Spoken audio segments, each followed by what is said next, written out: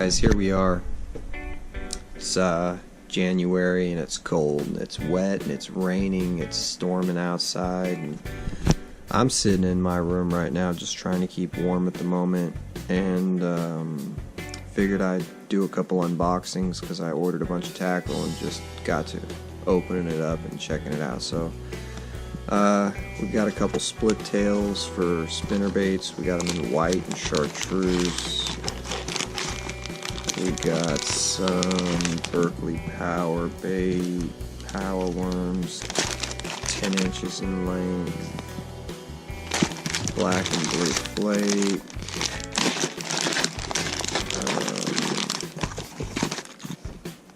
we've got the 3D suicide duck. You know, this is an interesting lure by Savage Baits, and all I can say is from what I've been told, it's not a gimmick. It's actually a fish catcher, so we'll see. We'll see what happens. I'm excited to throw it around, and it does have a realistic look to it, you know. So we'll see. It's pretty awesome and has a lot of different things you can change out. I bought a lot of swim baits. Super shad for the most part, couple paddle tail swim minnows in the 5-inch and 4-inch by Big Bite Baits, but a lot of these super shad for the most part, 4-inch and 5-inch. I'd say I got a couple 4-inch, but most of them are 5-inch. And you know, I got some nice colors. I mean, I actually got a lot of the colors before they sold out, these particular swim baits, and you know, they were on sale, so I said, you know what, I need some swim baits. Yeah, I'm gonna stock up. So I bought a bunch of these, got a really good deal. If you guys are, you know, into swim baits, there's a good deal going on right now, a good sale, and I believe it's like 80% off on this particular swim bait. So I've heard, like, another thing, I've heard good reviews about these swim baits. I've never actually thrown them, but I will show you some of them rigged up in a moment. I'll also show you some of these trailers rigged up and some of these worms rigged up, at least some of the ways you can rig them. Alright, stay tuned. Alright guys, so we got a couple ways we can rig these baits. I'm just going to tell you a few. Here we go. Let's start off with a 10-inch Berkley power bait power worm with a number 5 straight shank hook and a 1/4 ounce bullet head weight. And this bullet head weight happens to be pegged with a flat toothpick so that it will not fall. It will not, you know, fall down or anything like that. So it's not going to move. It's wedged in there. It's not going to affect the performance or anything like that of the bait. And yeah, this right here is not Texas rig. I stitch most of my bigger baits. Stitching is an older technique. You guys can look it up. It's really, really good for those large profile worms and stuff like that. You can go ahead and get 850 flat toothpicks and peg all your weights. Instead of buying those expensive weight stoppers, and Peg It by PegX and a couple other companies that make them. But basically, this is just an alternative, and it's going to save you a lot of money in the long run. It creates a 12-inch profile that's pretty compact, and you know, it's real.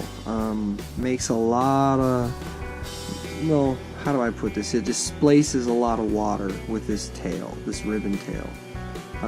So it's black. It's going to cast a good shadow in the daytime. It's going to be visible at, you know, night somewhat. It's a great bait.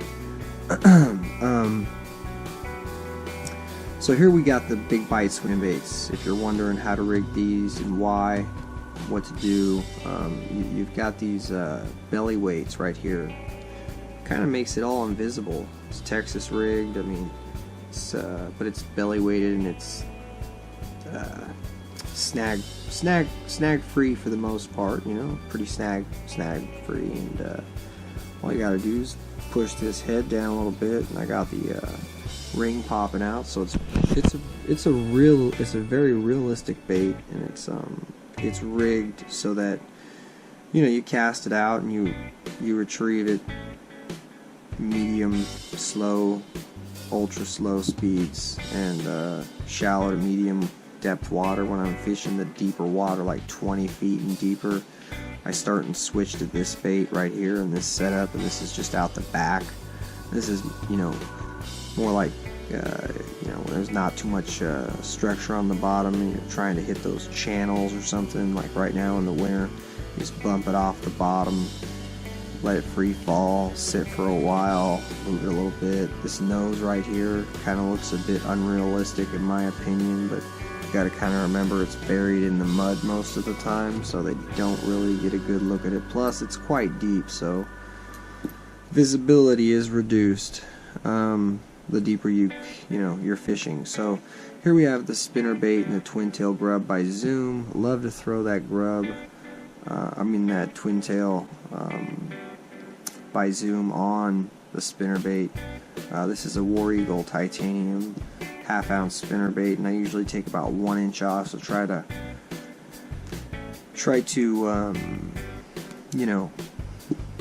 take off whatever you think is necessary or whatever you prefer to do, but customizing the bait in any little way to create more of a compact profile for this situation is just going to increase your hookup ratio. This should have a treble hook.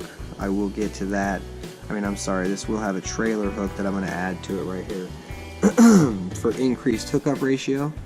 But if you're really fishing in the stuff, all the stuff that's going to get you snagged, might want to take the trailer hook off and just go old school. But I hope this helps. Alright guys, thanks for watching. I hope you guys learned something. I'll try to show you guys some other tricks. There's so many ways to actually rig these baits. And I forgot to mention before I let you go, when you rig these swim baits, and any bait, it doesn't matter, you're threading the trailer, you're stitching, you're Texas rigging a worm, you're Texas rigging, or just threading a hook in a swim bait, it is essential that it is, you take your time.